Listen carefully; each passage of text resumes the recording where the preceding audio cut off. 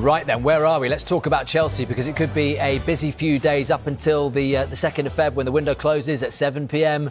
Remember, a line to bring you is that Aaron Anselmino bid a tearful farewell to his Borussia Dortmund teammates after being recalled by Chelsea from his loan spell. He's a centre-back. He can play at full-back as well, but if he returns to Stamford Bridge, it means, guys, that they would have 9 centre-backs on their books, and there are still links with a move for Jeremy Jacquet at Rennes as well, but Rennes want big money for him.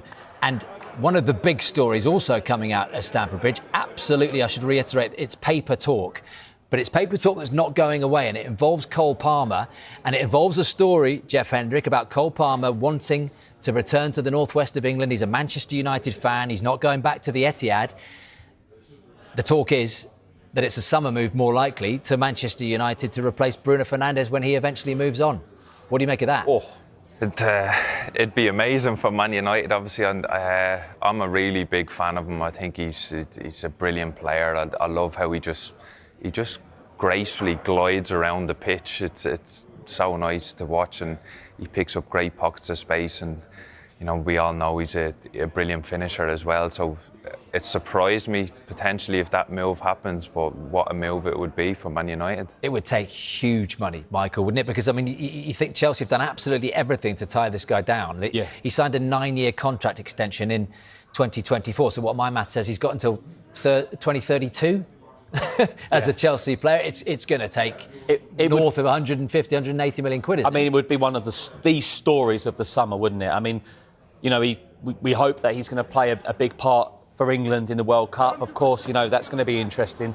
You know, he'll be away for a big chunk of June and July, so when would that potentially be negotiated anyway? I mean, it would be a humongous deal for, you know, what manager will Manchester United have then? You know, and is he homesick? I mean, you're up and down Manchester and London all the time, Will. Oh, I'm homesick all the time. You've got to get on with it, haven't you? Got to knuckle down, son. But look, you can see why it makes sense, Jeff, when you actually dig into this a little bit. Jason Wilcox was the guy who really pushed him at Manchester City before, obviously, he left and went to Manchester United.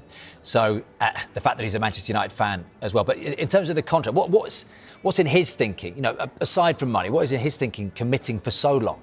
And why does it benefit Chelsea as well on such a mammoth deal? Yeah, well, for him, it's probably more money in his pocket, but then for the club, it gives them the security where he's not going anywhere unless it's on their terms, I suppose. So it has to be right for both the player and the club, and I think if he is to exit, that's going to be the case. Well, you said you love watching him play. Where do you think his ceiling is? Obviously, he's still improving at the age he's at. Is there a chance that he doesn't get to this player that we think he is going to be? Because he's nowhere near the finished article. He's a superb talent. Yeah, he's not near the finished article, but like when I watch him, he's not far off it. Like I said, the goals he's scoring, like Chelsea are a different team when he's playing and not, and I think that's very telling. So I think he needs to stay fit. Obviously, he struggled a bit this year with injuries, but for me, like if he can stay fit, he will just naturally keep improving. And then, like you said, when it comes to England, I feel he will play a big part for me if he's fit and really ready for that tournament. He's a bit of a sort of a magician for the country. He can make something happen, and he excites people, and people really have warmed to him. So I think he can fulfil that potential, definitely, but it's all about playing and being happy for him. Yeah, and there will be Chelsea fans watching, absolutely quite rightly, saying, keep your hands off.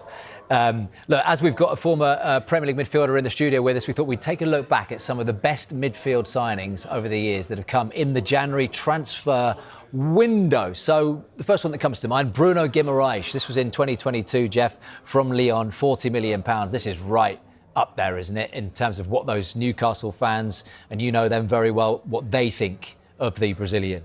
Yeah, well, I basically left and room was made for him to come in pretty much in that January. Was it Hendrick out, Gimreich in? He took your job? Yeah, he took my job. I went down the slope he was going up it. So.